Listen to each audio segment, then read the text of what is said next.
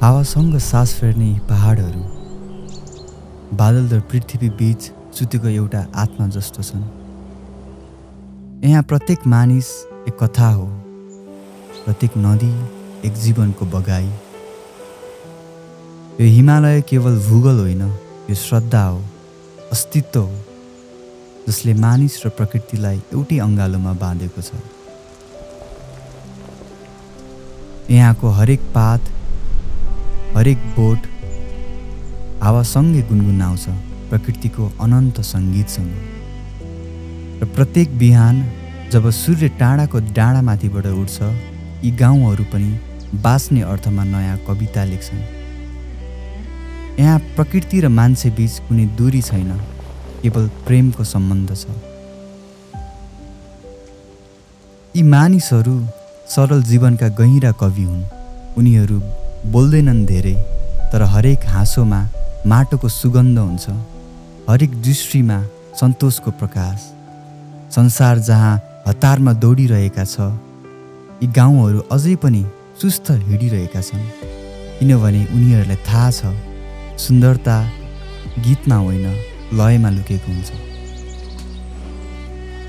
संस्कृति यहाँ केवल परम्परा होइन, यो आत्माको भाषा हो, केवल उत्सव होइन, इतिहासको स्मरण हो।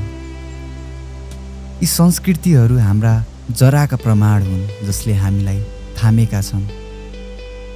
हरेक बाटो एउटा गीत हो, जसले मानिसलाई पृथ्वी र स्वर्गको बीचमा जोड्दछ।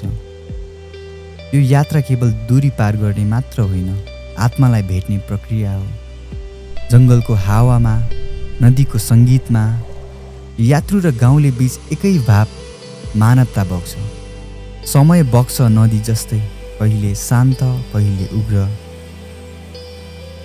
यहाँ सडक बने, सुविधा आयो, तर मौनता हरायो।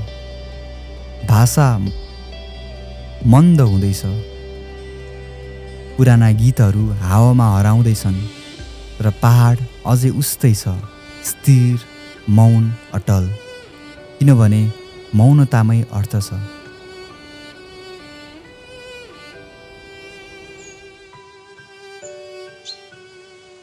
तर आशा अझै बाँचिरहेका छ, माटोको सुगन्धमा, मान्छेको मनमा।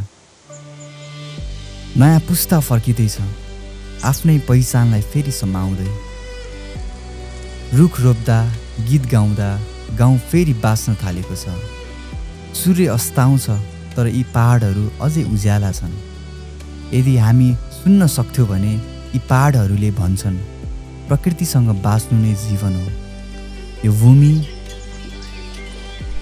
यो हावा, यो गीत, यी हाम्रा आत्मा हुन्। यो हिमालय हाम्रो माया, हाम्रो घर।